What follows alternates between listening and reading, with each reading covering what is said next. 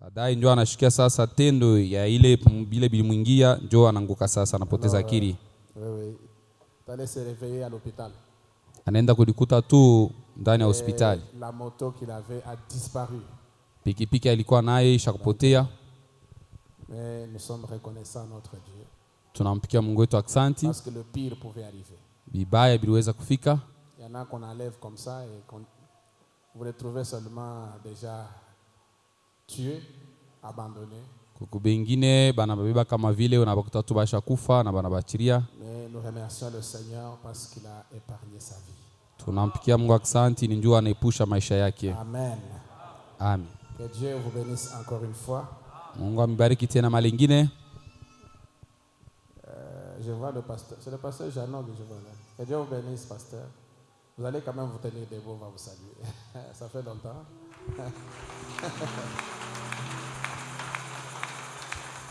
Ça va à Tondoma? Ok. Ce soir, nous avons un programme de mariage aussi. Leo kuku tena program ya mariage pia. Après la prédication, nous allons bénir un mariage. Kisha mahubiri tutabariki ndoa moja. Vous voyez le décor qu'on essaye de planter là-bas. Naona bena pima kwa kubamba banaleta maua. C'est un jour inhabituel, bien sûr. Ni siku ile bantu abazobelee. Tu veux avoir les mariages le mercredi. Amzobelea kuona banaunga ndoa siku tatu. Mais parfois Dieu habite dans des choses inhabituelles. Saa zingine Mungu yuko ndani ya bintu bila tuzoweye. Amen. Alors nous passons directement à la parole pendant que les mariés, certainement qui sont en train de se préparer. Tunapita mara moja kusikiliza neno wakati benye kwa ndoa beko najitayarisha. Alors quand ils seront là, wakati batafika, on va les faire entrer et on va bénir les mariages. Tutabaingiza kisha kubariki ndoa. Nous allons tenir debout. Tutasimama bwima. Et nous allons ouvrir nos Bibles dans Jean chapitre 3. Je sais que vous n'avez pas assez de Bibles, je vais lire. Tunafungula Biblia kitabu cha Yohana sura ya 3, mimi nitasoma. Vous pouvez aussi lire avec moi. Naweza kusoma na mimi pamoja. La Bible dit ceci, il y eut un homme d'entre les pharisiens nommé Nicodème, un chef des Juifs qui vint, lui, auprès de Jésus de nuit et lui dit, Rabbi, nous savons que tu es un docteur venu de Dieu, car personne ne peut faire ces miracles que tu fais si Dieu n'est avec lui. Jésus lui répondit, en vérité, je te le dis, si un homme n'est né de nouveau, il ne peut voir le royaume de Dieu. Nicodème lui répondit, comment un homme peut-il naître quand il est vieux? Peut-il rentrer dans le sein de sa mère et naître? Jésus répondit, en vérité, je te le dis, si un homme n'est né d'eau et d'esprit, il ne peut entrer dans le royaume de Dieu. Ce qui est né de la chair est chair, et ce qui est né de l'esprit est esprit. Ne t'étonne pas que je t'ai dit, il faut que vous naissiez de nouveau. Le vent souffle où il veut, et tu en entends le bruit, mais tu ne sais d'où il vient, ni où il va. Il en est ainsi de tout homme qui est né de l'esprit. Amen. Amen. Éphésiens au chapitre 4. Nous ajoutons ce passage pour compléter notre pensée. Éphésiens 4. Je vais lire à partir du verset 15. Mais vous pouvez lire tout le chapitre 4 à la maison. Ainsi, nous ne serons plus... Oh là, c'est 14, hein? Je descends vers 15. Mais en professant la vérité dans l'amour, nous croîtrons à tous égards en celui qui est le chef, Christ. C'est de lui et grâce à tous les liens de son assistance que tout le corps, bien coordonné et formant un solide assemblage, tire son accroissement selon la force qui convient à chacune de ses parties et s'édifie lui-même dans l'amour. Amen. Amen. Que Dieu ajoute ses bénédictions à la lecture de sa parole.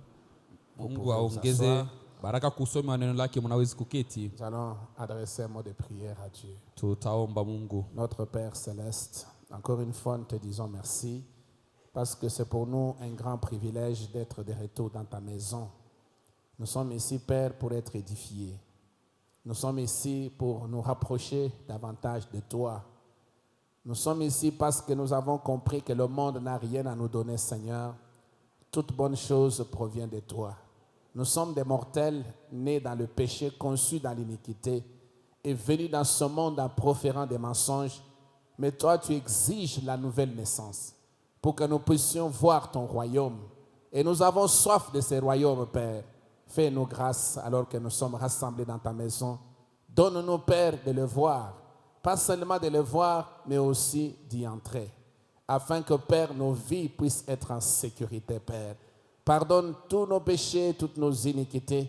Nous voulons t'exprimer nos sentiments de gratitude parce que tu as ramené notre frère Paradoxe. Nous croyons, Seigneur, que tu vas continuer à le soutenir. Oh Père, parce que Dieu Tout-Puissant, toi, tu réponds à la prière. Bénis-nous, Seigneur, ce soir. Brise le pain et que tu le distribues à chacun afin que, Père, chacun prenne sa part pour continuer la course dans ce voyage de la vie que toi tu nous as accordé. Nous retournons l'honneur et la gloire à toi parce que nous avons ainsi prié au nom de Jésus-Christ. Amen. Amen.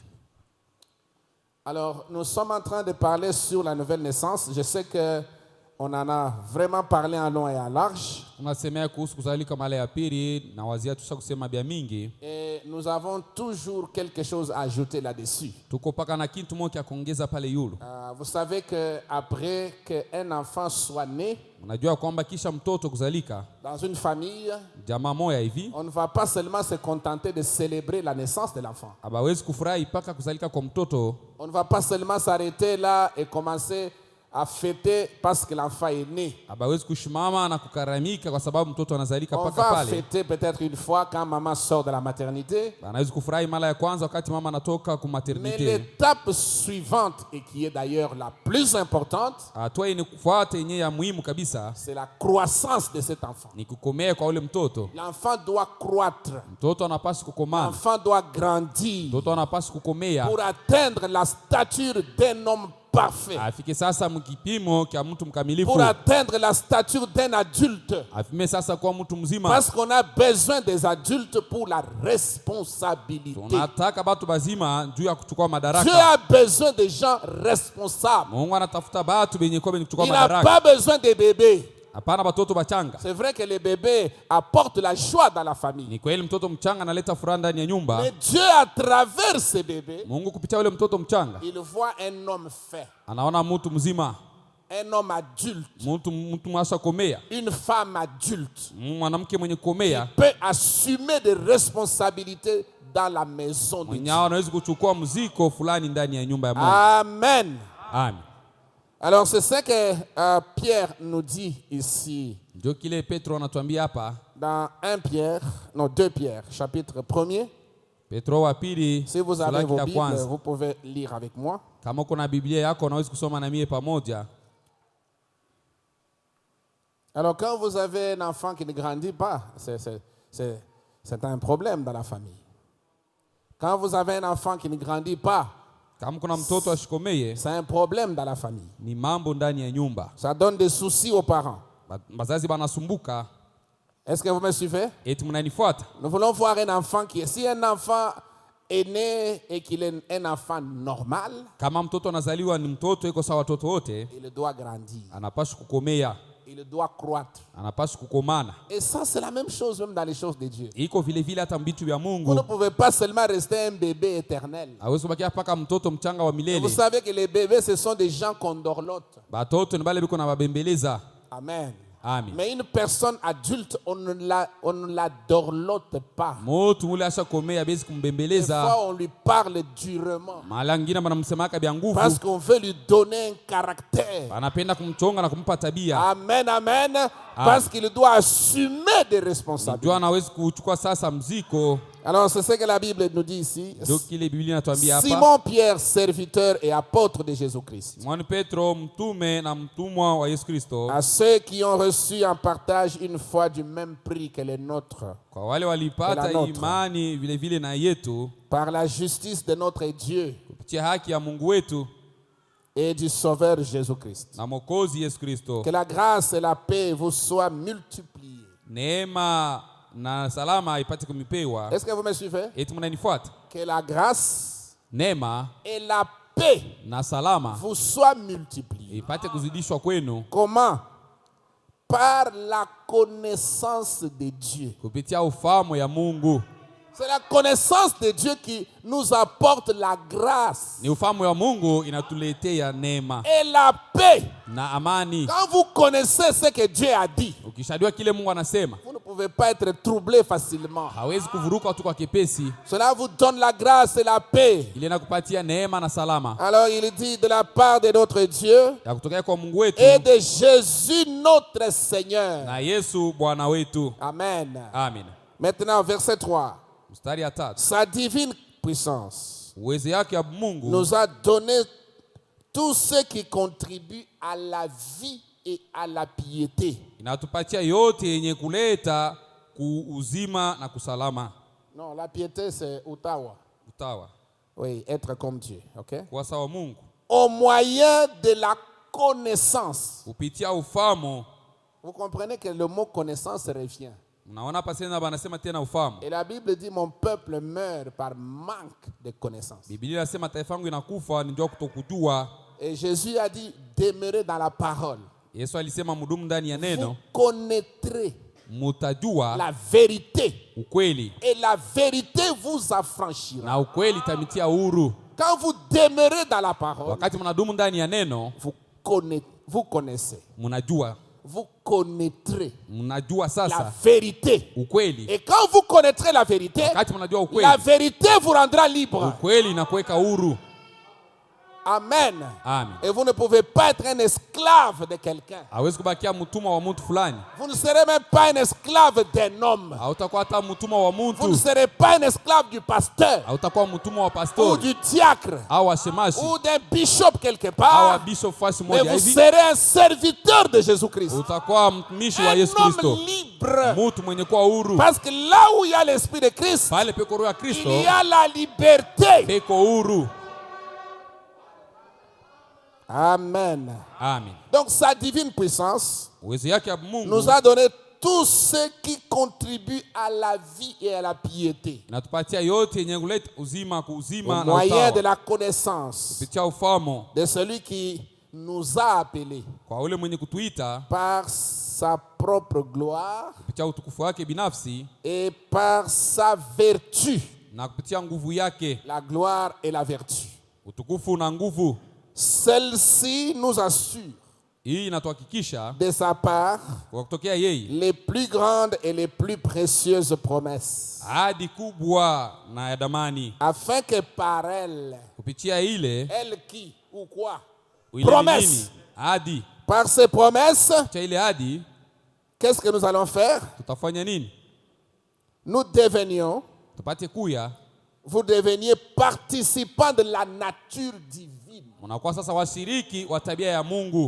fuyant la corruption qui existe dans le monde par la convoitise. Il y a la corruption qui existe dans ce monde. Et cette corruption se manifeste par la convoitise. Et la fois passée, je vous ai parlé de 3 choses qui sont les choses du monde. Et la Bible dit n'aimez pas le monde, ni les choses qui sont dans le monde. Parce que si quelqu'un aime le monde et les choses du monde, l'amour de Dieu n'est pas en lui. Maintenant, quelles sont les choses du monde que vous ne devez pas avoir, que vous ne devez pas aimer? La première des choses, convoitise des yeux. Amen. La deuxième chose, convoitise de la chair. Et la troisième chose, Na kitu cha tatu, l'orgueil de la vie. kiburi cha maisha. Ces choses-là, vous devez les fuir. Hivi vitu mnapaswa kubikimbia. Amen. Amen. Alors, en fuyant la corruption qui est dans le monde, Kwa kukimbia uharibifu yenye kwa mdunia, qui existe dans le monde, yenye kuya ndani ya dunia, par la convoitise. kupitia tamaa. Beaucoup de gens aujourd'hui, Batu ba mingi leo ils créent des problèmes là où il n'y en a pas. beko naleta mambo pala hapashukwa mambo. C'est seulement à cause de la convoitise. Ni kwa ajili tu ya tamaa. La convoitise est à la base de beaucoup de problèmes. Tamaa ndio yenye kuleta mambo ya mingi. Beaucoup de problèmes parmi les Na croyants mambo ya mingi katikati ya baminifu. et dans le monde aujourd'hui. Na mdunia leo. Pourquoi il y a la guerre?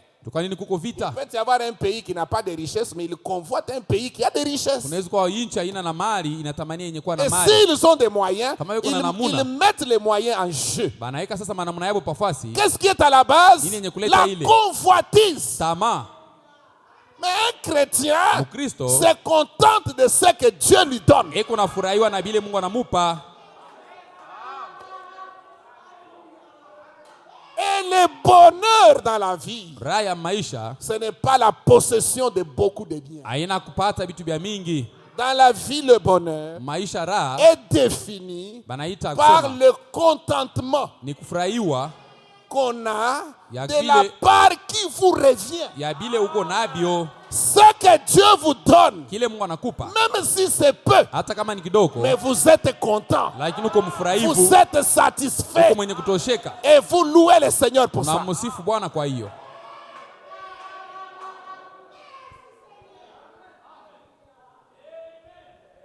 Qu'est-ce qui arrive? Même les gens qui sont riches, Nini inafikia hata watu benye kwa les gens qui batajiri, sont riches ne se contentent pas de leur richesse. benye kwa batajiri abafurahikiwa wala Ils kutosheka na tajiri veulent yao. ajouter, accumuler sur ce qu'ils ont déjà. Banapenda kuongeza mari kwa bile beko nabyo, Mais le bonheur lakini raha qui vient de Dieu, yenye kutoka kwa Mungu oh, s'accompagne du contentement. inasindikizwa na kufurahiwa. Vous vous contentez Huku tu mfurahivu de ce que Dieu vous donne. kwa bile Mungu anakupatia. Amen, amen. Amen. Tu peux avoir un travail où tu touches $200, mais tu es content. Unaweza kuwa na kazi beko na Et kulipa avec dola les 200 $200 là, tu fais ton projet, tu réalises de grandes choses. na ile dola 200 bana kulipa huku nafanya vitu vikubwa. Mais un autre qui touche $500, Mwenye kugusa dola 500 mais qui n'est pas content, lakini ana mwenye kufurahi, il ne va rien faire. asitafanya chochote. Il peut même arriver quelque part, même c'est pas le 20 ou le 15 ou je ne sais pas, avant la fin du mois, il va emprunter chez celui qui a touché $200. Anawezi kufika hata mbele afike mwisho wa mwezi anaenda kombola kwa wenye aligusa dola 200. Qu'est-ce qui est à la base? Nini yenye kuleta ile? Convoitise. Tamaa. Convoitise. Tamaa. Qu'est-ce qui amène les hommes à être infidèles?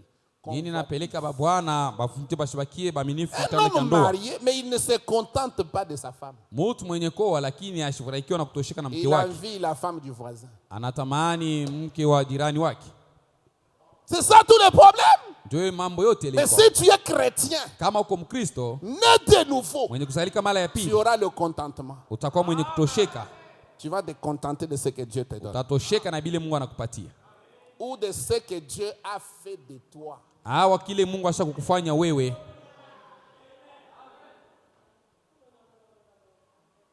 Amen. Amen. Frère Branham dit, Ndugu Branham dans anasema, le même message ici, ni ujumbe moya, il dit quand vous êtes né de nouveau kama uko mwenye kuzalika mara ya de pili l'Esprit de Dieu, toka roho ya Mungu, vous entrez en harmonie avec votre appel. unaingia katika uhusiano na mwito yako.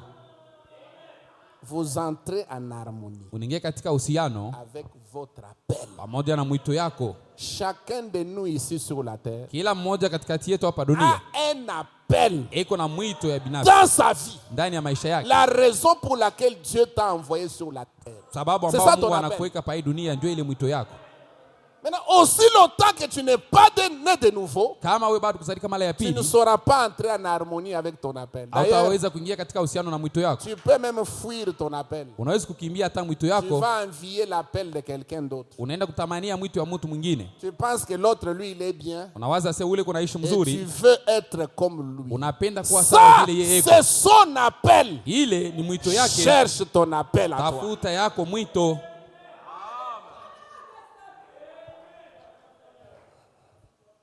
Amen. Amen. Vous me suivez bien? Mnanifuata mzuri? C'est pourquoi veillez sur la convoitise. Hein? Mkeshe yule ya tamaa. Qu'est-ce qui amène les gens à être endettés? Nini inapeleka watu benda kabebe mandeni? Convoitise. Ni tamaa. Est-ce que c'est faux? Eti bya bongo? Tu as envie. Ukuna tamania Il y tu. en a qui vivent même au-delà de leurs moyens. Bengine- Au-dessus de leurs moyens. Beko naishi kushindia maisha yabo vile iko. Et vous allez les voir endettés. Tout. La chemise, crédit. Chaussures, crédit. Anaenda kubeba mandeni, Pantalon, bilatu, sheti, ala surani, mpaka ndeni.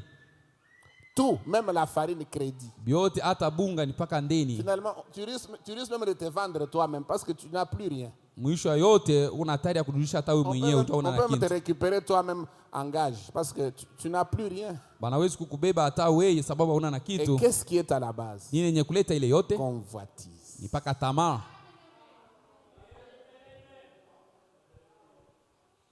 Convoitise. Tamaa. Amen. Amen.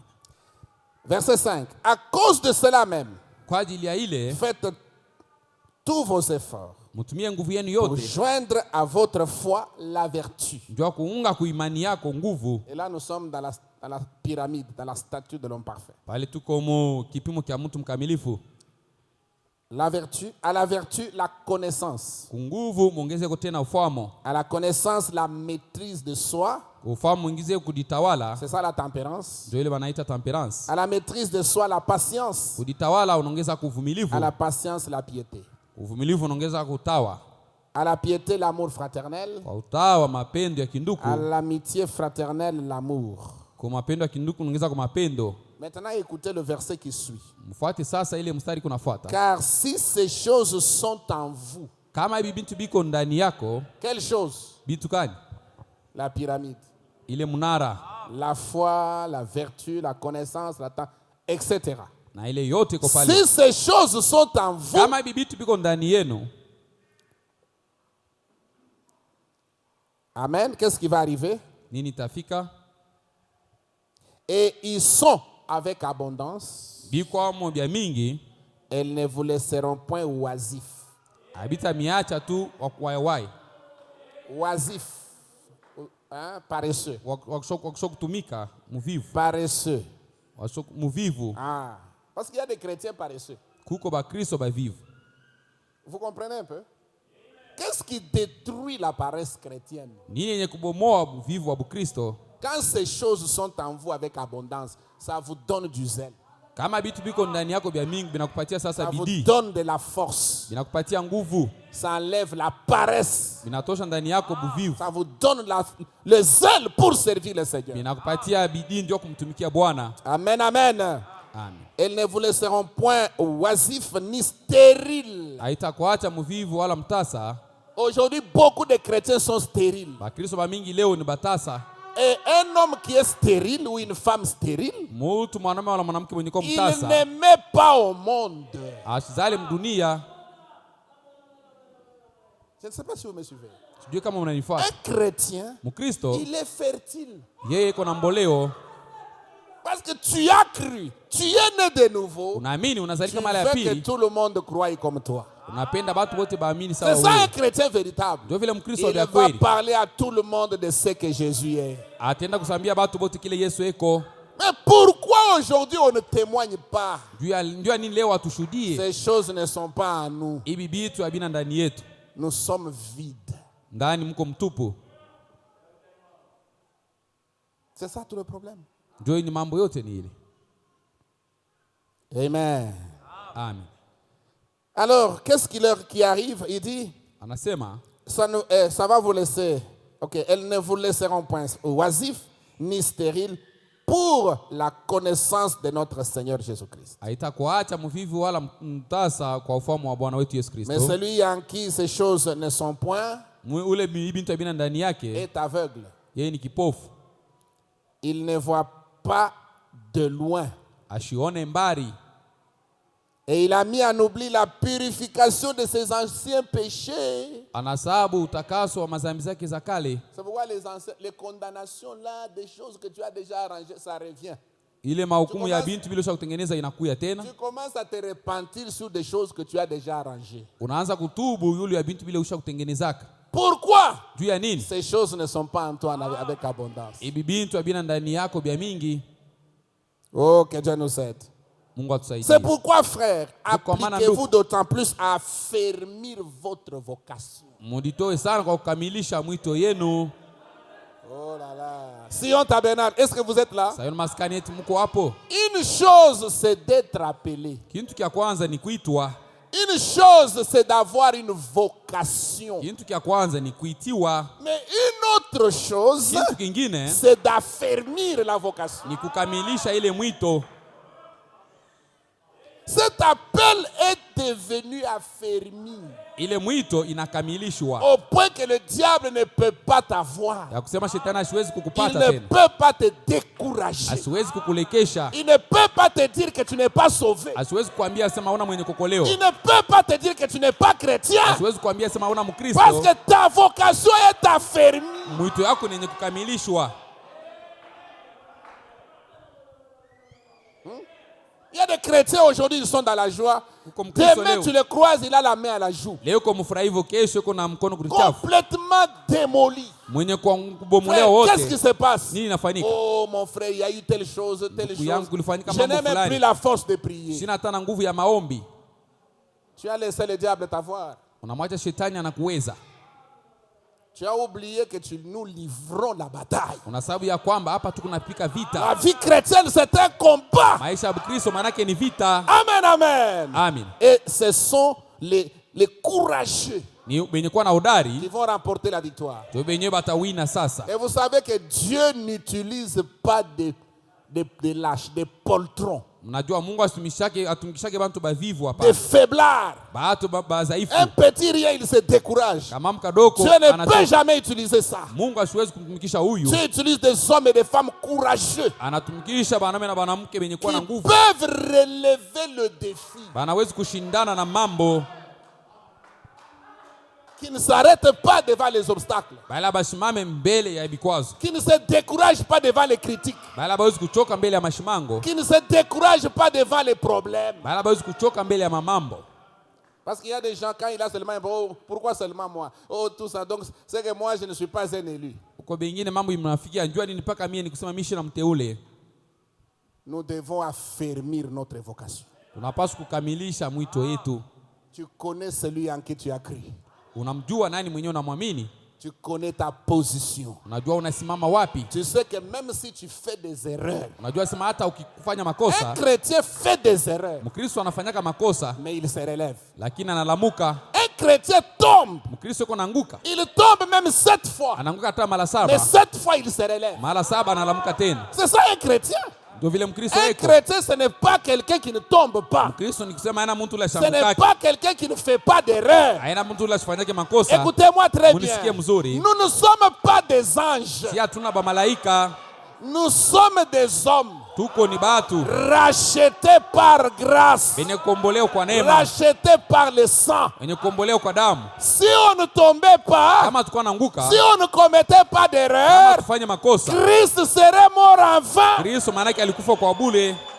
Amen. Amen. Si Christ est mort, c'est parce qu'on avait besoin de sa grâce pour être sauvé.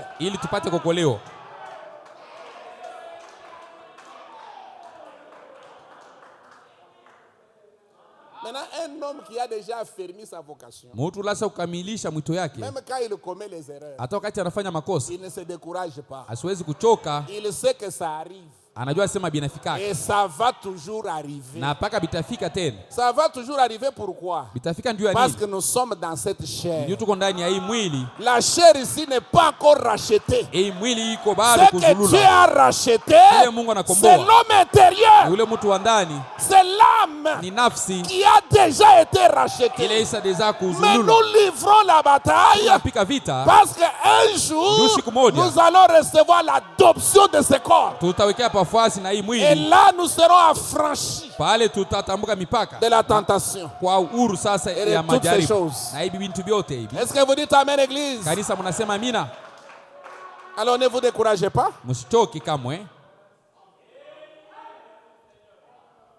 Même si la parole sort et elle vous condamne. Hata kama neno inatoka na Si inakuhukumu, la parole sort et elle vous condamne, c'est ça même la preuve que tu es un élu. kama neno inatoka na inakuhukumu, ndio hakikisho ya kwamba wewe ni mteule.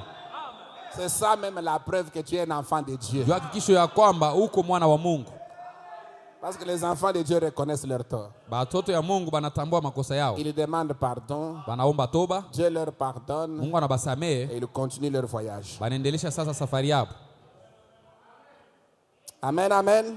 Amen.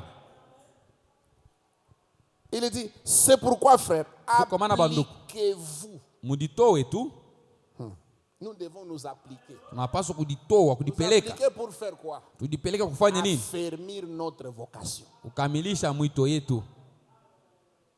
Vous êtes déjà sauvés. Uko mwenye kokolewa, Vous avez votre appel. uko na mwito yako. Mais votre appel peut être fragile. Mwito inaweza kuwa ya teketeke. Aujourd'hui, tu es sûr de ton salut. Leo uko na hakikisho ya wokovu Demain, yako, kesho tu es découragé. unachoka. Tu penses que tu es perdu. Le diable peut même venir te dire, non, tu as dépassé déjà la ligne. Unawaza sema usha kupotea tena, inaweza kuwa nakwambia usha kuvuka mipaka, La ligne de la démarcation entre la grâce et le jugement. mpaka yenye katikati ya rehema na hukumu. Un élu de Dieu, Mteule wa Mungu, est-ce que vous me suivez? eti mnanifuata, Ne peut pas traverser la ligne de démarcation. asiwezi kutambuka ile mpaka ile ya Un rehema. élu de Dieu Mchaguliwa wa ne Mungu peut pas blasphémer contre le Saint-Esprit. asiwezi kukufuru kwa Roho Mtakatifu, C'est impossible biko bikumu. parce qu'il est prédestiné, Yeye ni mwenye kutangulia kutawarishiwa, choisi avant la fondation du monde. alichakuliwa mbele ya kumba ulimwengu.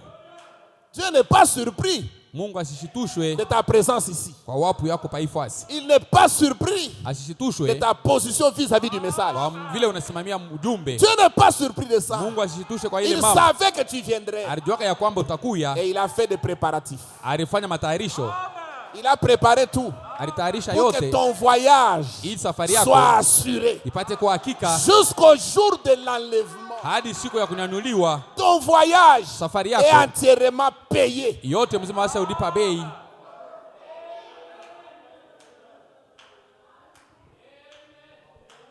Ça ne vous donne pas du courage? Haimipatie nguvu, Est-ce que ça ne vous encourage pas ça? haimitie hodari. Amen, amen. Ce n'est pas en regardant à toi-même, parce que toi-même tu n'as pas des œuvres à présenter.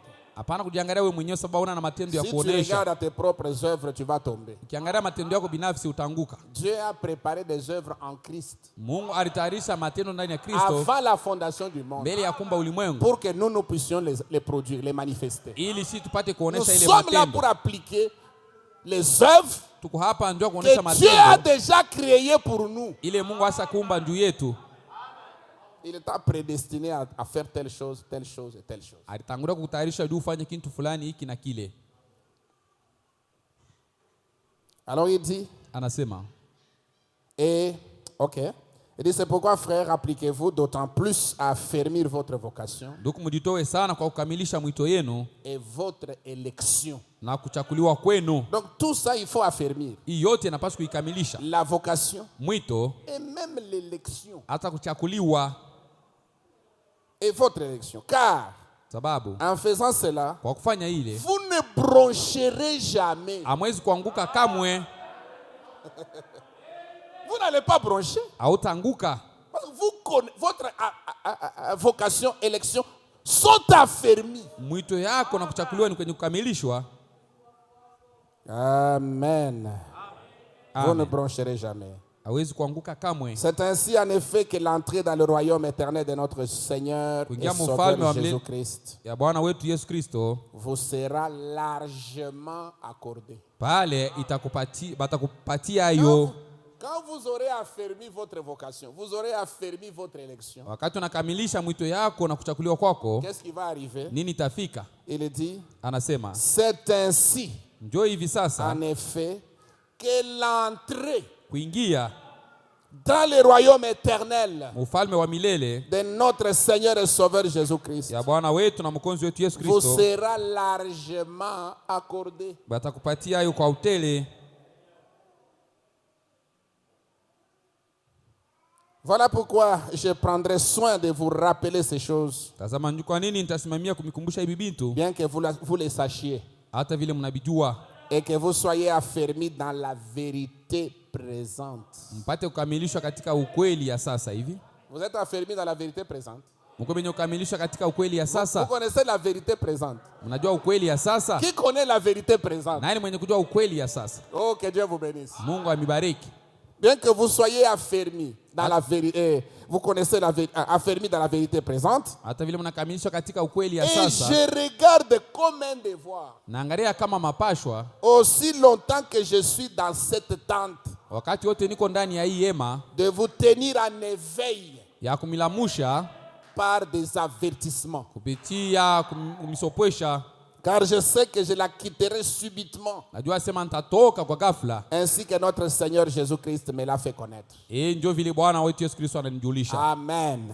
Amen. Donc ces choses, vous devez les connaître, mes Hivi frères. bintu mnapaswa kuvijua bandugu yangu. Après la nouvelle naissance, c'est Kisha une kuzalika très mara bonne ya pili ni chose. kitu Si kizuri. Dieu vous a donné la nouvelle naissance. Kama Mungu anakupa kuzalika mara ya Mais s'il ne pili, vous l'a pas encore donné, kama yeye bado kukupatia hiyo, cherchez la nouvelle naissance. tafuta kuzalika mara ya pili. Parce que c'est ça même le début Ndio yenyewe mwanzo du commencement ya kwanza de la vie chrétienne. ya maisha ya Bukristo. Nous avons lu avec vous que ce qui est né de la chair est chair. Tulisoma na mwe pamoja, kilichozaliwa na mwili ni Et mwili, ce qui est né de l'esprit est esprit. kilichozaliwa na roho ni roho. Comment un homme charnel peut-il comprendre les choses spirituelles? Ni je mtu wa kimwili anaweza kuelewa bintu vya kiroho? Ce n'est pas possible. Haiwezekane. C'est pourquoi Nicodème, Ndio kwa maana Nikodemo, un docteur de la loi, mwalimu wa Torati, il a eu difficile bilikuwa bigumu à kwake comprendre le langage de Jésus. apate kuelewa kusema kwa Yesu. Parce que le langage du Seigneur, Kusema kwa Bwana c'est un langage spirituel. ilikuwa ni kusema kwa kiroho. Et Jésus lui a dit, Yesu akamwambia, Nicodème, toi un docteur en Israël, Nicodème, tu wewe ne ni connais mwalimu pas ces choses. katika Israeli ujue hivi bintu, Je te parle des choses terrestres, tu ne les comprends pas. na kuambia bintu hapa dunia ubielewe. Comment vas-tu comprendre quand je te parlerai des choses célestes? Kivipi utaelewa bintu nitakwambia bintu vya kimbingu? Amen. Amen. Comment allez-vous comprendre? Kivipi utaelewa? Vous devez d'abord maîtriser les choses de la terre. Unapaswa kujua sana mzuri bintu vya hapa dunia. Vous allez voir que ce qui arrive à un homme, la première des choses qui arrive à un homme, Utaona kitu cha kwanza kinamfikia mtu pour qu'il fasse quelque chose sur la terre, hivi afanye kitu moja hii dunia c'est quoi? ni nini? La naissance.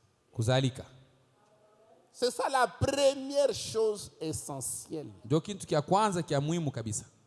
Maman t'a conçu et t'a gardé 9 mois dans le ventre. Mama alikuchukua mimba na kutunga Quand mienzi il va à la mienzi sita. maternité pour accoucher. Wakati anaenda kuchumba la kuzaliwa ndio kuzala. Si tu sors un mort-né, Kama unatoka mwenye kufa, qu'est-ce qui arrive?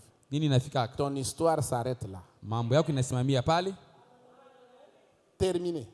kunamalizika. On ne peut pas parler de la croissance, on ne peut pas parler des études, on ne basta peut pas sema parler mambo. du mariage, on ne peut pas parler du travail, on ne peut pas parler, on ne peut pas parler. Abawezi kusema njoo kukomea, njoo kujifunza au bawezi Même kusemea des kitu voyages chochote. en Europe, aux États-Unis. Vous allez voyager si vous n'êtes pas vivant. Hata kusafiri kwenda Bulaya utasafiri namna gani kama una mzima?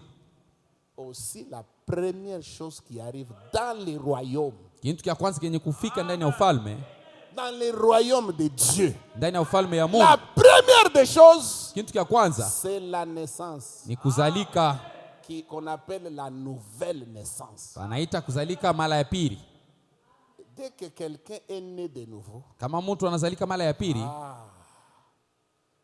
maintenant on peut lui enseigner la parole. pale banaweza kumfundisha neno. On peut lui parler du Saint-Esprit. Banaweza kumwambia mambo ya Roho On peut Mtakatifu. lui parler des dons de Banaweza l'Esprit. kumwambia mazawadi ya Roho. On peut lui parler du ministère. Banamwambia mambo ya On huduma. peut lui parler des visions. Banamwambia On maonyo. peut lui parler des anges. Banaweza kumwambia mambo ya On bamalaika. peut lui parler du trône. Banaweza kumwambia kitu cha enzi. On peut lui parler de l'arc-en-ciel. Banaweza kumwambia mvua On peut lui upinde. parler de l'alliance inconditionnelle. Banaweza kumwambia akano ya bila kuwa na On kanuni. peut lui parler de 7 sceaux. Banamwambia miuli On saba. peut lui parler de Dieu dans la chair humaine. Banaweza kumwambia Mungu ndani ya On mwili. peut lui parler du ministère du Fils de l'homme. Banaweza kumwambia utumishi ya mwana wa On peut lui Mungu. parler du troisième poule. Banaweza kumwambia mvutu ya tatu. On peut lui parler du mariage. Banaweza kumwambia mambo ya ndoa. Même du ministère. Hata njoo utumishi. Avant, on ne peut pas parler du ministère à quelqu'un qui n'est pas encore né. Abawezi kumwambia mtu mambo ya huduma ula yeye bado kuzalika. Même du paiement des dîmes, on ne peut pas parler à quelqu'un qui est mort. Hata kulipa chekumi abawezi kumwambia mtu ula shakufa, hapana. On parle, on enseigne les mystères des dîmes et des offrandes aux gens qui sont nés dans les royaumes. Beko nafundisha masiri ya chekumi na masadaka batu benye kuzaliwa ndani ya Parce ufalme. que ça, c'est une affaire de famille. Hii ni mambo ya jamaa tu. C'est une affaire de famille. Mambo ya jamaa. Dieu avec ses enfants. Mungu pamoja na batoto wake. Et ils ont le même esprit. Beko na roho moja moja. Ils parlent le même langage. Kusema kwao ni kwa pamoja. Et ils se comprennent. Na beko naelewana.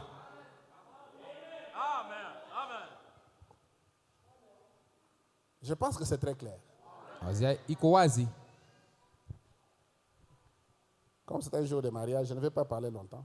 Sawa ni siku kuko ndoa sitasema birefu. Mais si les mariés aussi ne viennent pas, je serai obligé de parler. Kama benye kuana na baba kuye, mimi nitakuwa nasema paka. S'ils viennent à 19h, je vais parler jusqu'à 19h. Kama banakuwa 19 nitasema kufika paka pasa 19. Amen. Amen. Alors, maintenant, qu'est-ce qui arrive? Nini kunafika? Au lieu que les gens acceptent le chemin que Dieu a tracé pour la nouvelle naissance. Pali batu bakubali njia Mungu anaweka njoo kuzalika mara ya pili. Je vous ai parlé dans ce message que Dieu a un plan pour toutes choses. Nimeambia ndani ya ujumbe Mungu yuko na mapa njoo ya kila kitu. Même pour la nouvelle naissance, il y a un plan. Hata njoo kuzalika mara ya pili kuko mapa. On ne peut pas naître de nouveau avant de mourir. Hawezi kuzalika mara ya pili mbele ya kufa. Vous devez d'abord mourir à votre ancienne nature. Kwanza unapaswa kufa kwa tabia yako ya zamani. En croyant en Jésus-Christ, en vous repentant, Kwa kuamini Yesu Kristo na mettant kutubu, vos vies en ordre. kutengeneza maisha yako. Et maintenant, vous naissez, vous renaissez de nouveau. Sasa hivi unazalika tena. Et quand vous naissez de nouveau, Wakati unazalika mara il y nyingine, a un changement kuko mabadiliko qui se produit en vous. inafanyika ndani yako. La nouvelle naissance s'accompagne du changement. Kuzalika mara ya pili kunasindikizwa na mabadiliko. Changement de nature. Unabadilisha tabia. Changement de caractère. Unabadilisha tabia yako. Changement de pensée. Unabadilisha mawazo. Et changement de vie. Na mabadilisho ya kuishi. C'est ça les conséquences de la nouvelle naissance. Ndio ile matokeo ya kuzalika mara ya pili. C'est un changement Hiyo ni mabadiliko de caractère. ya tabia. Tu étais un homme brutal, un homme colérique. Ulikuwa mtu wa kasirani. Quand tu es né de nouveau, Wakati unazalika mara ya pili, la première des choses, kitu kia kwanza, Dieu enlève la brutalité. Mungu anatosha ile makari Il ile. enlève le tempérament colérique là. Il enlève. Anatosha kale kasirani kale. Tu regardes, ah, ça ce n'est pas moi. Unaangalia huyu ana Ce mie. n'est plus moi. Huyu ana tena mie. Ça c'est Christ Huyu ni Kristo qui vit à moi. mwenye kuishi ndani C'est ça yangu. la nouvelle naissance. Ndio ile kuzalika mara ya pili. C'est un changement. Ni mabadiliko. Maintenant, Sasa au hivi lieu que les gens suivent le plan et le programme de Dieu, pahali pa batu bafuate mapa na programu ya Mungu, ils suivent des raccourcis, beko nafuata manjia mifupi. des shortcuts comme on dit, Manjia mfupi. des raccourcis. En Swahili on dit katricher. Napenda kukatirisha. On a katriché. Ce sont des raccourcis. Kukatirisha tu. Or, si Dieu a dit Kama Mungu anasema que vous devez suivre ce chemin-là, unapaswa kufuata hii njia hii. il n'y a pas d'exception. Abatoshe kwa mtu mwingine. Amen. Amen. C'est pourquoi on n'a pas de bons résultats aujourd'hui. Tukamana tuna matokeo ya mzuri leo. Nous avons des chrétiens escrocs. Tuko na bakristo bangivi. Un chrétien escroc n'existe pas. Mukristo mwizi akalakeko. Amen. C'est Amen. pourquoi nous avons des femmes infidèles, Tuko na Des sœurs. bibi ababakie banavunja vitanda vya ndoa. chrétiennes, Bakristo infidèles. lakini anavunja kitanda cha ndoa. Or, une femme chrétienne infidèle, ça n'existe pas. Bibi Mkristo mwenye kuvunja kitanda cha ndoa ikalakeko. Les chrétiennes sont fidèles. Bakristo banamuke beko tu baaminifu. Ils craignent Dieu. Beko na mongopa Mungu. Ils vivent dans la sainteté. Banaishi katika utakaso. Ils respectent leurs vœux de mariage. Banaheshimia kiapo cha ndoa.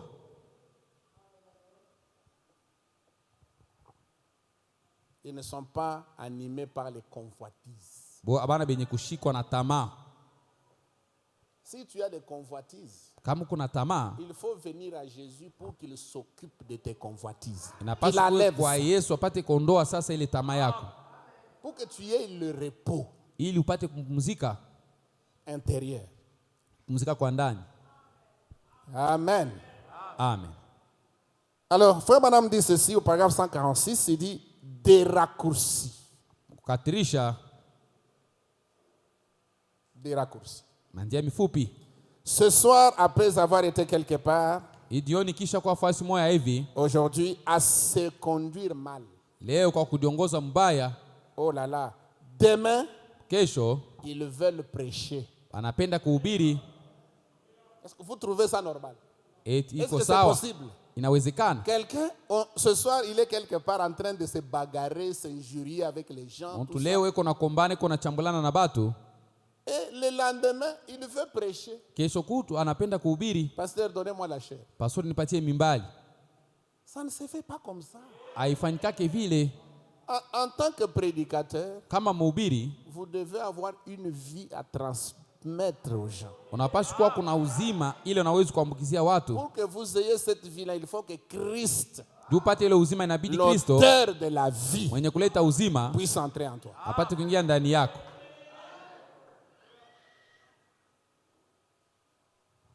Il dit, Anasema et les pentecôtistes les laissent faire. na Wapentekoste banamwacha anafanya vile, Ils les laissent faire ça. banamwacha anafanya vile. Oui, Ndiyo, ils veulent un raccourci banapenda kukatirisha pour aller au ciel. juu ya kwenda kumbingu. Ils ne veulent pas suivre le chemin. Abapende kufuata njia vile iko. Ils trouvent que s'il faut passer par la mort, Kama inaomba kufa mbele kwanza, renaître, kuzalika mara ya pili, avoir, naître de nouveau, kuzalika mara ya pili, chercher maintenant le Saint-Esprit. kutafuta sasa Roho Mtakatifu, Non, c'est très long. vile ni birefu. C'est pourquoi aujourd'hui, qu'est-ce qu'on fait? Leo benafanya nini? On prend quelqu'un, on l'envoie à l'école. Banabeba mtu banamtume kwa masomo wala kwa shule. L'école pastorale.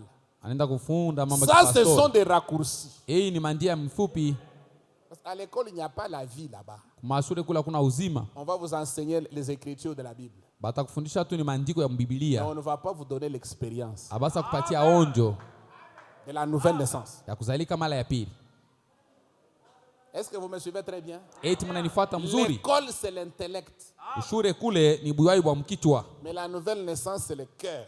Kuzalika mara ya pili ni moyo. La conversion, c'est à l'intérieur de Mabadiliko votre âme. ni ndani ya nafsi yako. Et ça, il n'y a que Dieu qui peut faire ça. Hii ni paka Mungu ndiye anaweza kuifanya.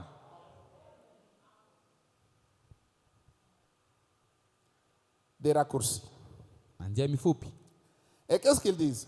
Banasema Ils nini? disent aux gens, Alléluia! Anambia bantu haleluya. Il me suffit de m'agenouiller ici et de ne penser à rien du tout. Nipike tu magoti hapa nishuwaze chochote. Et de dire, Niseme tu Alléluia! Alléluia! haleluya haleluya. J'ai le vêtement d'Élie. Niko na ile nguo ya Elia. Demain, j'irai chasser les démons. Kesho nitaenda kufukuza mampepo mchafu. Et il ajoute, Alléluia, Alléluia, je l'ai reçu. Anasema haleluya haleluya nampata. Même si tu dis Alléluia, Alléluia, Hata kama unasema haleluya haleluya, si tu n'es pas né de nouveau, kama una mwenye kuzalika mara ya pili, tu n'iras pas loin. hautenda mbali, Tu vas connaître ce qu'on appelle, tu vas faire des scandales. utaenda kufanya bikwazo. C'est ce que vous apprenez là où un prédicateur est tombé avec une femme à l'église. Nasikia ça, des mhubiri choses mwenye comme kuanguka ça. na bibi wa mtu ndani ya kanisa ni bintu bya hivi. C'est parce qu'il n'est pas passé par la croix. Ndio asikupite kumsalaba, Il n'a pas expérimenté la nouvelle naissance. asikuishi kuzalika mara ya Un pili. homme né de nouveau, Mtu aliyezalia mara ya pili il ne peut plus tomber dans des saletés. asiwezi kuanguka ndani ya buchafu. Il n'a pas la nature du cochon. Yeye asina na tabia ya Sa nguruwe. nature a déjà changé. Tabia yake isha kubadilika. Si c'est un homme marié, il sera fidèle au vœu de son mariage. Kama ni mtu asha kuoana, tabakia mwaminifu kiapo chake cha ndoa. Laissez-moi vous dire une chose. Acha nimwambie kitu moja. Le fait de prêcher la parole de Dieu, comme je prêche ici, Kuhubiri neno sawa hivi niko nahubiri, ça ne vous donne pas la garantie d'aller au ciel. haikupatia hakikisho ya kwenda mbinguni. Il y aura beaucoup de prédicateurs qui seront déçus Utakuwa bahubiri ba mingi batapatishwa haya et qui seront rejetés au dernier jour. na siku ya mwisho Et batabakatala. Jésus va leur dire, retirez-vous de moi, Yesu atabambia ondokeni kwangu, ouvriers d'iniquité. watenda maovu, Je ne vous ai jamais connu. mimi bado kumifahamia. Pourquoi? Juu ya nini? Si leur vie et leur prédication ne sont pas au même niveau, Kama maisha yabo na mahubiri habina pamoja, il y a un problème. kuko mambo Un pale. prédicateur Mhubiri doit prêcher anapaswa kuhubiri sa propre vie. maisha yake binafsi. Vous n'êtes n'êtes pas seulement appelé à prêcher. Haukuitiwe tu ndio kuhubiri, Mais vous êtes appelé unaitiwa non seulement à prêcher, haina paka ndio kuhubiri, mais aussi à vivre votre prédication. ndio kuishi tena mahubiri yako. C'est ça le ministère. Ndio ile utumishi. Amen. Amen. Il y a des gens qui ont dit, dites seulement Alléluia. Kwa watu banambia bingine sema paka haleluya haleluya mwisho yote. Tu vas parler en langue. Utasema katika lugha. Même si tu parles en langue. Hata ukisema katika lugha. Vous savez que même les démons parlent en langue. Unajua sema mandemoni nasema lugha. Les démons ici. Mandemoni. Vous allez chez un mfumu. Unaenda kwa mfumu. Il parle avec des esprits en langue. Eko nasema na mampepo mchafu mruka. Il y a même des esprits qui viennent. Un homme qui est au village. Kuko mampepo unakuwa mtu mwenye kwa Un kumkini. esprit entre en lui, il parle un très bon français. Kimpepo kiingia ndani yake anasema Fransai mzuri. Vous n'avez jamais entendu parler ça? Mwe bado kusikia bia vile. Le fait de parler une autre langue, ça ne vous garantit rien. Kusema lugha nyingine ikupatia hakikisho. Nous parlons de la chose essentielle. Tunasema kitu kia muhimu kabisa. La chose essentielle, c'est la naissance. Kitu kia mafaa kabisa ni kuzalika. La nouvelle naissance. Kuzalika mara ya pili. Amen. Amen. Oui, oui, c'est vrai. Ni kweli. Il dit, je vais aller chasser des démons. Il dit, gloire à Dieu, j'y vais. Utukufu kwa Mungu mimi kunaenda. Ils veulent un raccourci. Banapenda ndio kukatirisha pour aller au ciel. Ndio kwenda kumbingu. En apportant tout ce qu'ils peuvent du monde. Kwa kuleta mbyote bile wanawezi kuleta ba dunia. Il vient au message. Anakuwa kwa ujumbe. Au lieu d'abandonner le monde derrière. Pahali pa kusabu dunia kumkongo. Il veut amener tout ce qu'il peut du monde. Anawezi kuleta ndani ya ujumbe byote bila anawezi ya dunia muujumbe. Israël est sorti de l'Égypte. Israeli anatoka Misri. Ils allaient en terre promise en Canaan. Banenda muinchi ya malako ku Kanani. Amen. Amen. Malgré qu'ils étaient sortis de l'Égypte. Hata ingawa vile balikuwa basha kutoka Misri. Mais ils étaient toujours balikuwa kapaka ndani ya Misri. Dès qu'il y avait une petite difficulté. Kama tukamakumu kadogo kanaonekana. Il murmurait contre Moïse balikuwa namnungunikia Musa et contre Dieu na Mungu en se référant à l'Égypte. Kwa kukumbuka paka Misri. Amen. En se référant à l'Égypte. Eko nakumbuka paka Misri. Et aujourd'hui l'Égypte c'est le monde. Leo Misri ni dunia. Les gens veulent aller au ciel. Baatu banapenda kwenda kumbingu. Mais sans suivre le plan. Bila kufuata mapa. Il y a un plan. Kuko mapa. Et le plan, c'est la nouvelle naissance. Mapa ni kuzalika mara ya pili.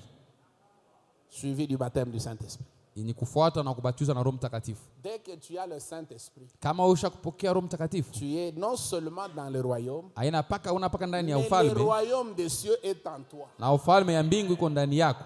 Tu te promènes avec le royaume. Unatembea pamoja na ufalme. Quand tu marches, le royaume des cieux est en toi. Wakati unatembea ufalme wa Mungu iko ndani yako. Alors, comment vas-tu rater l'enlèvement? Ni je hautanyanyuliwa? Parce que l'enlèvement est en toi. Nyanyuliwa kuko ndani yako. Le ciel est en toi. Mbingu ni ndani yako. Le trône est en toi. Kiti cha enzi ni ndani yako. Les anges sont en toi. Malaika biko ndani yako. Christ est en toi. Kristo iko ndani yako. Il n'y a pas moyen que tu rates l'enlèvement. Hakuna namna usinde kunyanyuliwe. C'est merveilleux, n'est-ce pas? Iko ya damani. Alors ne suivez pas les raccourcis. Hapana kufuata njia ya mifupi. Ne cherchez pas la facilité. Hapana kutafuta vya vyepesi tu. C'est comme aujourd'hui les élèves, les étudiants. Iko sawa wanafunzi leo. Au lieu d'étudier les cours. Pahali pa kujifunza mabia na fundisho. Passer leurs interros correctement. Pahali pa kufanya mashindano yao vile inastahili. Qu'est-ce qu'ils font? Bia nafanya nini? Ils vont corrompre les professeurs. Banaenda kumkata milomo mwalimu. Ils vont donner l'argent aux professeurs, aux assistants. Banapatia bale benye kumbalimu bale banapatia fedha. On leur donne des points. Iba bapatia manukta. Et il y a des femmes ou des filles qui vendent leur corps.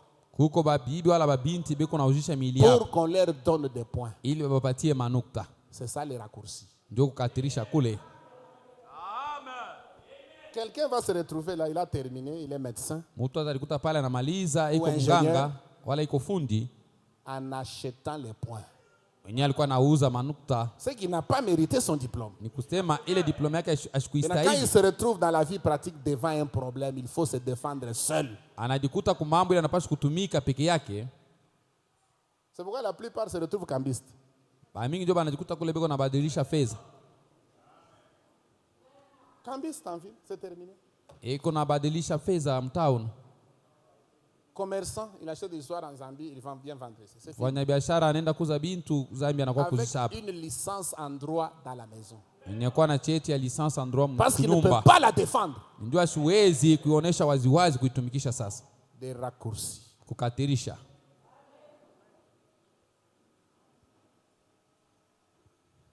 Que Dieu nous aide. Mungu atusaidie. Qu'on ait le courage. Tuwe na nguvu. Si tu as eu ton diplôme parce que tu as corrompu, aie le courage de dire non.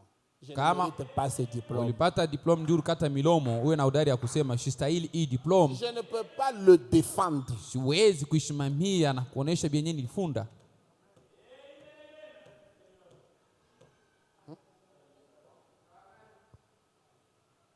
Vous savez qu'il arrive des fois que les gens réussissent, ils n'ont pas le courage d'écrire une note de remerciement. Unafikaka watu wanaweza bapate nguvu ya kuandika barua ya shukurani. Parce qu'il a des remords, il a des Juu condamnations dans son eko na ugumu ndani ya moyo wake. Ah, je vais remercier Dieu. Nitamshukuru Mungu. Bon, j'ai seulement réussi, c'est tout. Mie naweza tu kunaisha. Frère, tu as réussi. Oh, que Dieu soit loué. Vraiment, nous avons réussi. Tunaweza tu. On a réussi. Tunaweza. Tu réussis, mais tu n'as pas la joie. Unaweza ni jua una na furaha. C'est ça le genre de salut que je vois parfois ces derniers temps. Quelqu'un, il a le salut, mais il n'a pas la joie. Ndio maokovu naona imashika Du salut. kumkongo. Mtu yuko na wokovu lakini ana furaha ya Non, c'est wokovu un wake. raccourci. Alikatirisha. Il a suivi un raccourci. C'est pourquoi il n'a pas la joie. Alikatirisha ndio kwa maana ana na furaha. Amen, amen, amen. Gloire au Seigneur. Oh, je me sens bien. Najisikia mzuri. Vous avez déjà vu un salut sans joie? Ushakuonaka wokovu ya bila kuwa na furaha? Est-ce que c'est possible? Tunawezekana. Une victoire Ushindi sans acclamation, bila kupikwa makofi wala kushangiliwa. sans cri de joie. Bila lalamiko ya furaha. Non? Non? Hapana. Même dans le monde ici, quand seulement les gens Hata mdunia humu kama tu bantu. Les gens de Mazembe, quand ils gagnent là-bas à Malondo, là. Batu ba Mazembe banawina kabumbu kule kwa Nous Malondo. habitons tout près de à ma commune là-bas. Nous entendons les chants là-bas. Ça Tuko chauffe. karibu pale kwa Quand makomuni. ça chauffe là-bas, on comprend Binawaka. que Mazembe est en train de faire des choses. Tunaelewa kwamba Mazembe kule kunafanya Mais mabitu. quand Mazembe perd, Wakati Mazembe anapoteza, Kimia. sema le silence. Le match là n'est pas encore terminé. Ile mpira banapika hiyo bado kumalizika. Il n'y a pas la joie. Hakuna furaha. Dites-moi, chers amis, Niambie kwa barafiki. votre salut sans joie, il vient d'où? Okovu yako ya bila furaha inatoka wapi? Ça vient d'où? Inatokea Si wapi? tu n'as pas encore un salut qui a la joie, Kama bado uko na okovu yenye kuwa na furaha, recommence. anzulula hapo. Dites à Dieu, Seigneur, j'aimerais recommencer. Ça, Mwambie le Bwana pasteur, nataka kuanzulu. tel qu'il présente les choses, c'est la vérité. Pastor vile anaonesha mambo ni kweli kamili. Hii salut niko nayo, nsula ni pa ya kufunga. Niko Le pata salut baridi. que j'ai, moi, mon front, c'est toujours renfrogné. J'ai toujours froid. Ma sérieux inenipita. Je suis tellement sérieux. Je suis très sérieux, le visage renfrogné. Niko paka mwenye kufunga sura. Mais je dis à tout le monde, je suis sauvé. Je suis Naambia bantu sauvé. wote niko mwenye kokolewa. Il y a un cantique qu'on avait l'habitude de chanter. Kuko mwimbo tulikuwa naimba. Je suis heureux, voilà la raison. Niko wayeri Jésus m'a tazama. donné son plein pardon. Yesu ananisamea kweli. Et maintenant je chante tous les jours. Sasa hivi naimba kila Et siku. Jésus les merveilleux amours. Yes. Dans cette chanson-là, on continue. Mon cœur accablé par un pesant fardeau. Par Moyo Jésus wangu kuna uzito. soulagé à l'œuvre. Repos. Et maintenant je chante tous les jours de Jésus le merveilleux amour. Je suis heureux C'est ça un chrétien. Ndio hivi Mkristo eko. Et quand nous avons cru au commencement, Wakati tuliamini kumwanzo, voilà les chansons que nous chantions. tazama mwimbo tulikuwa naimba. Mais aujourd'hui tu es chrétien. Leo kwa Mkristo, Tu as cru. unaamini. Tu n'as pas une expérience. Hauna na onjo Tu ne unaishi. peux pas exprimer ta joie. Hauwezi kuonesha furaha yako. Tu es toujours dépassé. Huko paka mambo inakupitia. Qu'est-ce qui se passe? Nini inafanyika? Qu'est-ce qui ne va pas? Nini haiendeke? C'est comme si le christianisme a changé. Iko saa maisha ya Mkristo inabadilika. C'est comme si Dieu a changé. Iko saa Mungu anabadilika. Oh, laissez-moi vous dire. Acha nimwambie. C'est le même vieil évangile. Ni injili ya kale moyo moyo. L'évangile du Saint-Esprit Injili ya Roho qui Mtakatifu. ruisselle du sang. Iko na vuya damu. Cet évangile Ile injili touche les cœurs. unagusa mamioyo. Cet évangile Hii injili apporte la joie au cœur. inaleta furaha C'est kumoyo. un évangile profond. Ni injili ya upana ya Ce moyo na n'est uketi. pas un évangile superficiel. Haina injili ya yuluyulu Oh, hapana. si au tabernacle. Sayoni maskani. Jésus-Christ est le même. Yesu Kristo ni ule ule. Hier, Jana, aujourd'hui, leo, éternellement. hata milele. Le même Dieu Mungu ule qui a ule marché avec David. mwenye alitembea na Daudi. Un jour, Siku mmoja David était dans la joie. Daudi alikuwa katika Il furaha. dit, ma coupe déborde. Anasema kikombe changu La kinazidisha. coupe de David débordait. Kikombe cha Daudi kilikuwa Quelle kinazidishwa. coupe? Kikombe La gani? coupe de joie. Kikombe cha furaha. La coupe de bonheur. Kikombe cha raha. Mais toi, où est ta coupe? Wewe kikombe chako kiko wapi?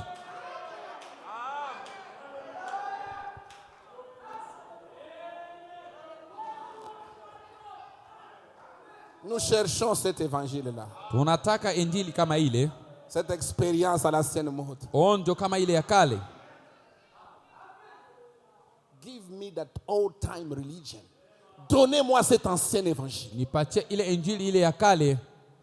Ce n'est pas tellement l'ancien évangile, c'est la religion du vieux temps.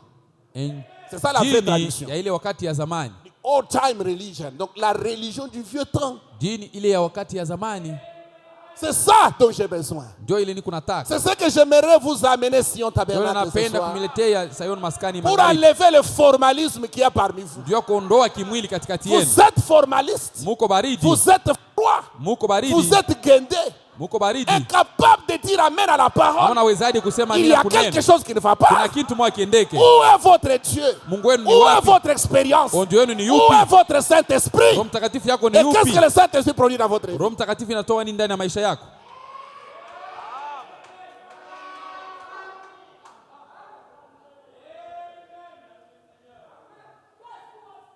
Vous voyez les gens là? Unaona bantu pale? Quand quelqu'un passe par le moment difficile, il n'a pas d'argent, il fait semblant comme il est devenu doux. Kama gentil. mtu anafinisha wakati ya nguvu, anaonesha kama sasa iko mpole. Non, non. Hapana. Ça, ce n'est pas le changement. Ile haina mabadiliko. Là, il est ushauri ni kuua maungu. C'est que tu as Parce que tu fait n'as sema pas le d'argent semblant. là-bas. Ni kusema una na fedha. Qu'on te donne de l'argent. Bakupatie tu hela. Et qu'on voit si tu resteras encore doux. Baone kama utabakia paka ule mpole.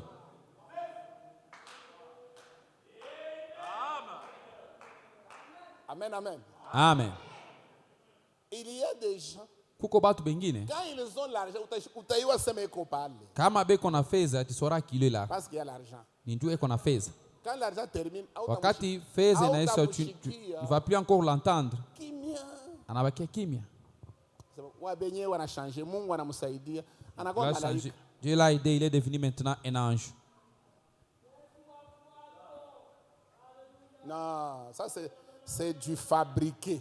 Ile ni bia unajitungia kwa nguvu tu. Ne fabriquez rien. Hapana kutunga kitu kwa nguvu. Soyez tel que vous avez toujours été. Upate kuwa sawa vile unikalaka. Soyez naturel. Uwe paka vile uko Ne kiasili. faites pas l'hypocrite. Hapana kufanya unafiki. Aujourd'hui, beaucoup de gens sont des hypocrites. Batu ba mingi leo ni banafiki. Vous avez déjà vu un chat? C'est un chat, oui. Quand vous le caressez dans le sens des poils, Usakona kampushi wakati kuna mbembeleza vile manyonyo inaenda. il est très calme, très doux. Eko kimya sana nasikia Ça, c'est mzuri. caresse dans le sens des poils. Beko na mbembeleza hali vile manyonyo inaenda. Maintenant, caressez-le dans le sens contraire. Sasa hivi pandisha mkono C'est là vile que manyonyo tu aina yenye verras sa kulala. vraie couleur. Ndio pale utaona sasa rangi yake ya kweli. Mais un chrétien qui est déjà mort, même quand vous changez Mon la Kristo ula direction, sakufa, il hata kama reste toujours calme. unabadilisha ngambo ya kwenda, anabakia paka kimya. C'est ça la différence. Ndio ile tofauti. Et c'est là que nous vous amenons. Na njoo kule tunampeleka. C'est ça le souci que votre pasteur a. Ndio masumbuko pastor wenu iko nayo. Que Dieu devienne réel. Mungu apate kuwa wa kweli. Quand vous avez cette expérience-là, Kama unaishi mambo kama ya peu vile, importe les circonstances, ingawa mambo vile iko, tu resteras chrétien. utabakia paka Mkristo.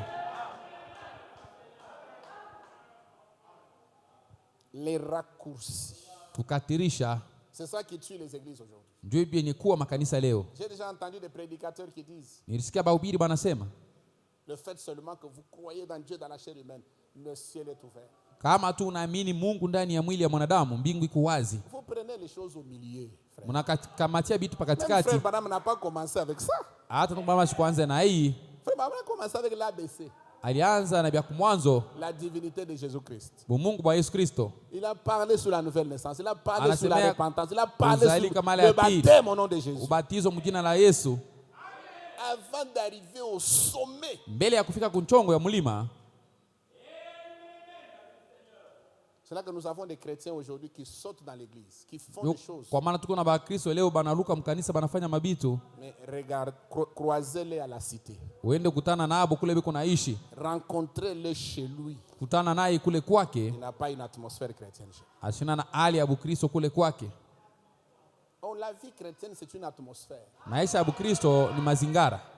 Une atmosphère spirituelle dans laquelle tu vis chaque jour. Mazingara ya kiroho ambao ile unaishi kila siku. C'est ça le christianisme. Ndio ile maisha ya Bukristo.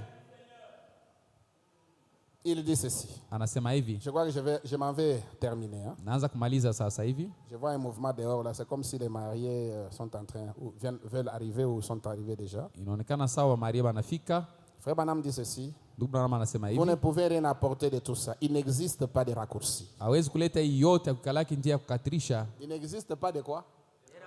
Akukalaki njia ya Les kukatirisha. raccourcis n'existent pas. Manjia ya kukatirisha ikalake iko. Même si vous êtes une fille d'un diacre, une fille Hata du kama wewe ni pasteur, un binti, enfant du pasteur, il n'y a pas de raccourcis. uwe mtoto wa pastor wala binti, hakuna njia ya kukatirisha. Le chemin que vos parents ont suivi, là, vous devez suivre le même chemin. Njia ile bazazi yako balifuata na wewe unapaswa kuifuata vile vile. Dieu n'a pas de petits-enfants. Mungu ashikaleke na bankana. Il n'a que des fils et des filles. Eko Point. paka na batoto banaume na banamke kunaisha. Il dit, Anasema il vous faut inamipashwa passer par le calvaire. mupite ku Kalvari. C'est ça le chemin. Ndio njia vile iko. Il vous faut passer par... Ni sharti kwenu mupitie ku Kalvari. Il vous faut passer par l'autel des reins. Inamipashwa mpite paka ku ile madhabahu ya shaba. Je vous ai parlé de l'autel des reins ici. Nimeambia ndio madhabahu ya shaba. L'autel du jugement. Madhabahu ya Où hukumu. vous devez placer votre âme. Kule unapaswa kutia nafsi yako. Et le saint feu de Dieu vient consumer votre âme sur l'autel. Moto takatifu ya Mungu inakuwa kuteketeza nafsi yako yule wa Il madhabahu. vous faut passer par l'autel des reins. Inapaswa mpite ku Il ile vous madhabahu ya faut shaba. Inapaswa kwenu passer par le serpent des reins. mupitie ku nyoka wa shaba. Le serpent des reins était là. Nyoka wa shaba Suspendu alikuwa par pale Moïse. benye kumpandisha juu Dans kwa le Musa désert. ndani ya jangwa, Cristallisé. mwenye kukauka, C'est-à-dire mort au possible. mwenye kufa wote bila uzima ndani. Vous mourrez. Mnakufa, Vous mourrez pour de vrai. mnakufa kwa vya kweli. Oh Dieu. Mungu, Pourquoi est-ce que je n'arrive pas à le dire comme il faut? jua nini sifikie mkubisema vile inapashwa? Frère Branham lui-même s'exclame. Ndugu Branham mwenye Il dit, anajiuliza, oh Dieu, Mungu, pourquoi je ne peux pas arriver à le dire comme il faut? jua nini mimi sifikie mkipima kuisema vile inapashwa? Pourquoi est-ce que je n'arrive pas à le dire comme il faut? Jua nini sifikie mkisema vile inapashwa? Vous mourrez. Mnakufa, Vous mourrez à vous-même. mnakufa kwako wewe mwenyewe. Littéralement. Mnakufa wote mzima. Vous mourrez aux choses du monde. Unakufa kwa vitu vya dunia Et vous naissez de nouveau. na unazalika mara Et il pili. dit Amen. Anasema amina. Le monde n'est plus. Dunia haina ko tena. Un homme qui est né de nouveau Mtu aliyezaliwa mara ya ne pili peut pas taper sur sa femme. asiwezi kupika mke wake. Est-ce que vous dites Amen? Eti mnasema amina? Un homme qui est né de nouveau, Mtu mwenye kuzalika mara ya il ne pili peut pas donner des coups à sa femme. asiwezi kumpika mke wake bipashi. Une femme aussi qui est née de nouveau Mke naye mwenye kuzalika mara ya ne pili peut pas griffer son mari. asiwezi kumweka bwana yake mankucha. Hey, vous dites amen? Mnasema amina? Vous trouvez un homme avec des traces ici. Unakuta bwana hiko na mavionda huko. Comment ça? Hii ni nini? Je ne sais pas, c'est un insecte qui est passé. Sijue kama nikakilulu moja alipitia hapa. Après ça m'a brûlé ici. Kadi nichoma ni huku. Tu trompes qui? Huku na mlanda nani? On t'a griffé par ta femme. Mke wako ndio alikuweka mankucha. J'avais souhaité que les jeunes gens qui vont se marier soient là. Pour Nili, entendre ceci. nilipenda babiana bataoana bapate kuyepo ndio Quand il basikie n'y a mambo. pas de nouvelle naissance dans la maison, Kama hakuna kuzalika mara ya pili mnyumba, la maison peut être transformée en ring. nyumba inaweza kuwa nafasi ya kupikana mangumi. Le problème, c'est la nouvelle naissance. Mambo ni kuzalika mara ya pili. Quand il y a la nouvelle naissance dans la maison, Ndani ya nyumba kama mko kuzalika mara ya le pili, divorce n'existe pas. kuvunja ndoa hakuna ako. Le mariage, c'est un aller simple. Ndoa ni kwenda na kuendelelea. Aller simple. Kwenda mara moja kunaisha. Vous donnez la valeur à la parole. Unaleta bei kuneno. La valeur. Bei. Je n'ai jamais imaginé que je peux consacrer un mariage des jeunes gens et après Shawazaka ya kusema nawezi kuombea ndoa kuiunga hapa. apprendre qu'ils veulent divorcer. Kushikia kusema banataka kuvunja ndoa. Ça Bia vile. n'entre pas en moi ici. Vile habikalaki ndani yangu. Je n'ai jamais imaginé ça. Mi bado kufikiri mambo kama ya vile. Que je consacre un mariage. Naombea ndoa na kuitoa hapa Un mikononi frère ya va, Bwana. il Ndugu va anaenda. prendre une autre femme. Anaenda kuoa mke mwingine. Il brise le vœu de mariage qu'il a proclamé devant les témoins. Anavunja kiapo kia ndoa kenye alitangaza C'est hapa une mbele ya légèreté bashuhuda. criante. Ni kusula kwa mambo kukubwa. C'est un manque de nouvelle naissance. Ni kutokuzalika mara ya pili. Parce que la nouvelle naissance vous donne la crainte. Kuzalika mara ya pili kuna kupatia boka. Vous allez craindre Dieu et la parole. Utamongopa Mungu na neno. Amen. Amen. Un homme qui est né de nouveau, il va aimer sa femme. Mtu aliyezaliwa mara ya pili atampenda mke Il wake. va l'honorer. Atamheshimu. Il va en prendre soin. Atamshurulukia. Lui payer quand même des habits, des beaux habits. Anamuzia kwa mavazi ya mazuri. Pour soigner Bibi. Soigner ta femme. La femme commence à briller. Mke anaanza kumeremeta. Toi, tu as épousé la fille quand elle était chez ses parents, elle brillait. Binti wakati alikuwa kwabo alikuwa na ngala Qui tu. faut moto. Il arrive chez toi, elle ne brille plus. Vous avez failli. Vous avez failli. Unabishindwa. Oh, pasteur, je suis dépassé. Je n'ai pas l'argent. Pastori, mambo inanipitia mishina na fedha. Seulement dans les peu que tu gagnes là. Paka mwili kidogo uko nayo, Fais un sacrifice. uditolee, Soigne ta femme. umlinde mke wako La vizuri. gloire d'un homme, c'est sa femme. Utukufu ya Bwana ni mke wake.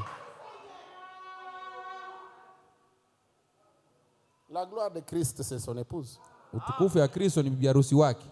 Regardez ce que Christ a fait avec l'épouse. Tazama kile Kristo anamfanyia Il lui a bibi donné harusi. même une gloire plus grande que celle que lui-même avait. Anampatia utukufu ya kushindia hata ile alikuwa nayo. Christ, quand il est venu dans ce monde, Kristo wakati alikuwa pa hii il dunia, n'a jamais créé à proprement parler. ye bado kuumba hivi kwa kusema tu anaumba. Il a pris l'eau, Anabeba maji, il l'a changé en vin. anaibadilisha kuwa mvinyo. Il a pris du poisson et du pain, il a multiplié. Anabeba samaki na mkate anaizidisha. Mais l'épouse aujourd'hui, Bibi harusi leo du néant, kwa bure tu il a créé les écureuils. akaumba tumpanda. C'est une gloire plus élevée. Ni utukufu ya juu kabisa.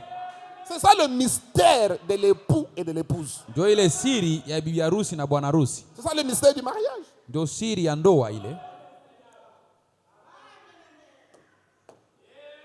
Vous voyez un homme, il a l'argent, sa femme ne connaît rien. Naona De l'argent que le mari a. bwana iko na fedha, bibi ashijua hata Le kintu kwa mari ile est en fedha. sous-boule.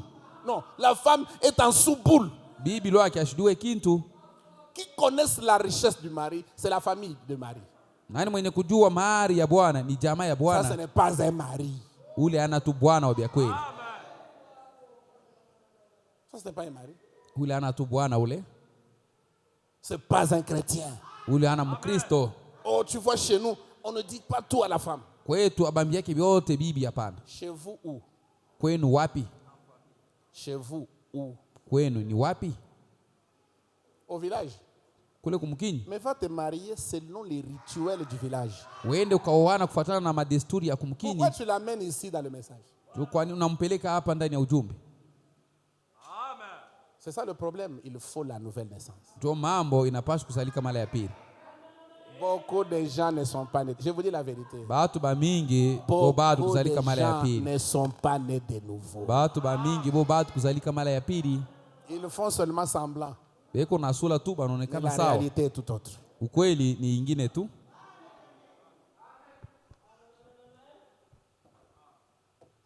Mourez et naissez de nouveau. Mukufwe na mzalike mara ya pili. Vous savez, quand il y a la communion dans la maison, kama ndani ya nyumba mko ushiriki, les portes du ciel s'ouvrent. Milango ya mbingu inafunguka. Dieu déverse les bénédictions. Mungu anabariki na kuleta baraka. Peut-être vous ne connaissez pas ce secret-là.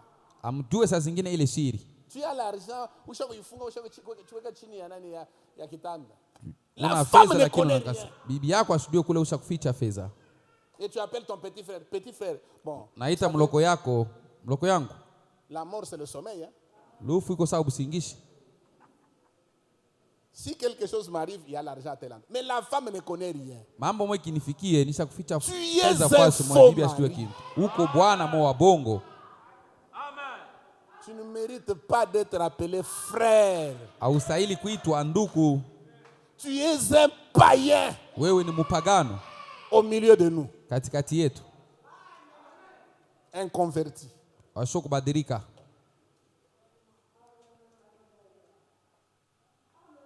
Et vous voyez quelqu'un, Dieu le bénit, il achète une voiture à sa femme. Naona mtu Mungu anambariki anamuzia bibi yake gari. Et la femme conduit et vient avec. Les gens s'achoquent. Oh, comment? Mke yake anaanza kutembeza gari, batu bana. Moi je suis son petit frère. Batu banakwazika, anamuzia mke wake na maana gari nini kwa mloko yake. C'est grave. Mie niko natembelwa mikulu ni hatari. Vous êtes des païens. Uko mpagano. La gloire de l'homme c'est sa femme. Utukufu ya Bwana ni mke wake. Frère, c'est la vérité. Ndugu ni kweli. D'ailleurs, frère Branham dit la femme est héritière. Ndio maana nasema mke ndio mwenye atapiana mali ya Bwana. Tous les biens de son mari. Mali yote ya bwana yake. Non, sœur, ne dites pas amen. Dites amen, frère. Banduku msema amina. Encore, dites amen, frère. Banduku baseme amina. Qui la quitte? Dites amen. Amen.